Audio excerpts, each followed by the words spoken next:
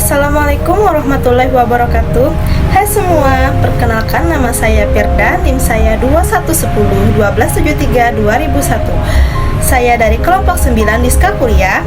Pada kesempatan kali ini saya akan menyampaikan materi apa saja yang saya dapatkan selama PKKMB Prodi berlangsung, yaitu dari tanggal 13 Agustus 2021 sampai dengan 15 Agustus 2021. Materi pertama yang saya dapatkan ialah tentang disrupsi. Apa itu disrupsi? Disrupsi ialah sebuah era terjadinya perubahan secara besar-besar yang secara fundamental merubah sistem dan tatanan yang ada ke cara-cara yang baru. Maka apabila seseorang tidak mengikuti era tersebut, maka akan tersisih. Berikut ada beberapa cara jurus jitu menghadapi era disrupsi. Yang pertama, komunikasi. Elemen penting dalam berkomunikasi yaitu berbincang-bincang, bercandaria, senyum, salam, sapa, dan menyebar aura. Yang kedua ialah kolaborasi. Kolaborasi sangat penting yaitu untuk meringankan beban, lalu memunculkan ide kreatif, lalu melatih keberanian mengambil resiko. Yang ketiga yaitu elektronisasi atau digitalisasi, ialah untuk mempermudah untuk menjangkau global. Jadi dimanapun kita bisa belajar mencari informasi yang membungkus semua. Yang keempat ialah rendah hati atau tawadu, agar menjadi membuat orang tidak sombong dan mencintai sesama. Pengenalan visi dan misi Prodi Pendidikan Khusus. Terlebih dahulu kita harus mengetahui apa itu visi dan misi. Visi ialah merupakan gambaran tentang masa depan yang realistik dan ingin mewujudkan dalam kurun waktu tertentu. Lalu, adapun visi dari Prodi Pendidikan Khusus ialah pertama, menjadi lembaga yang unggul, kedua, mengembangkan iptek, yang ketiga, mengembangkan inovasi layanan pendidikan, dan adapun misi ialah merupakan tindakan atau upaya untuk mewujudkan visi. Adapun misi dari Prodi Pendidikan Khusus ialah satu, mewujudkan tata kelola kelembagaan. Yang kedua, menyelenggarakan pendidikan dan pengajaran yang berkualitas. Yang ketiga, mengaplikasikan berbagai teknologi. Selanjutnya, materi pengenalan kurikulum Merdeka Belajar Kampus Merdeka MBKM.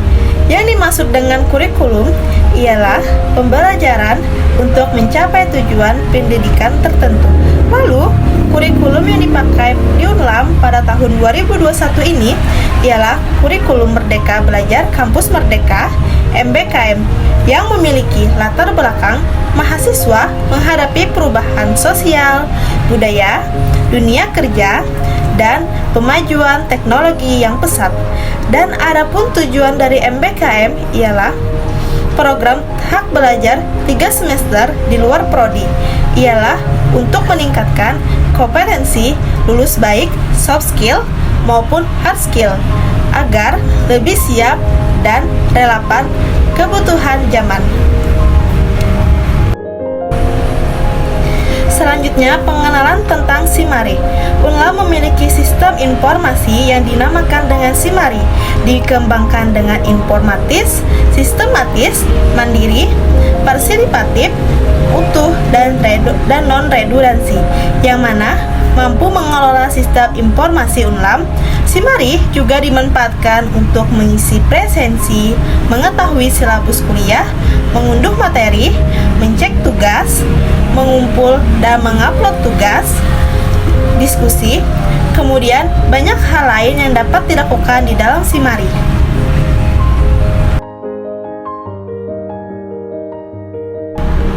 Materi selanjutnya tentang pembelajaran daring, aktivitas mahasiswa, dan FSI. Pembelajaran daring merupakan pengalaman belajar yang fleksibel dengan memanfaatkan TIK dan dapat diakses kapan saja, di mana saja, oleh siapa saja, dan dapat dikombinasikan dengan tatap muka. Aktivitas mahasiswa ada learning, deafening, flying, dan measuring.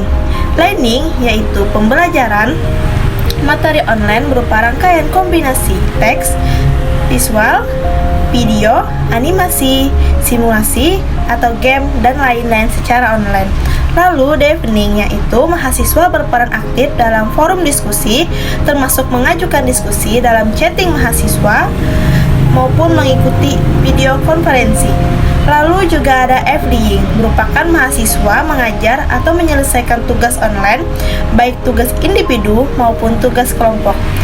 Yang terakhir yaitu mentoring, merupakan mahasiswa mengerjakan misi atau tes secara online, baik secara evaluasi. Selanjutnya, etika. Apa yang dimaksud dengan etika? Etika ialah berkenaan dengan apa yang baik dan apa yang buruk. Lalu, berkenaan mengenai nilai benar dan nilai yang salah. Lalu, adapun etika dalam dunia perkuliahan. Yang pertama, etika menelpon dosen. 1. Membuat izin terlebih dahulu. Kedua, mengucapkan salam.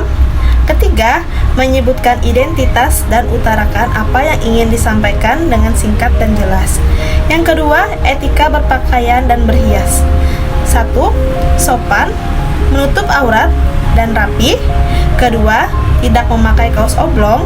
Ketiga, jilbab atau rambut tertata rapi, tidak aut-autan. Yang ketiga, etika mengirim pesan kepada dosen. Yang pertama, perhatikan waktu untuk mengirim pesan. Yang kedua, gunakan bahasa yang baik dan benar. Yang ketiga, sebutkan identitas dan utarakan keperluan dengan singkat dan jelas. Yang keempat, etika masuk ke prodi. 1. Perhatikan waktu, ucapkan salam, berpakaian rapi. Yang kedua, menyampaikan maksud dengan jelas.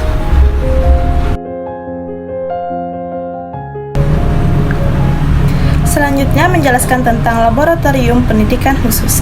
Laboratorium pendidikan khusus ini memiliki visi dan misi, yaitu visinya ialah menjadi unit pendukung kegiatan Civitas Akademik Prodi Pendidikan Khusus FKIP Unlam dan menjadi pusat penelitian dan layanan pada masyarakat berkait dengan asesmen dan intervensi anak berkebutuhan khusus.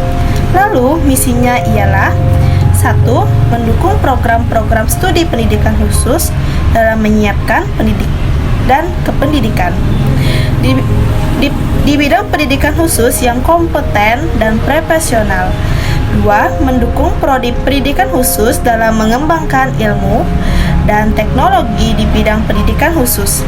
Yang ketiga, memberikan jasa layanan masyarakat dalam bidang asesmen dan intervensi anak berkebutuhan khusus.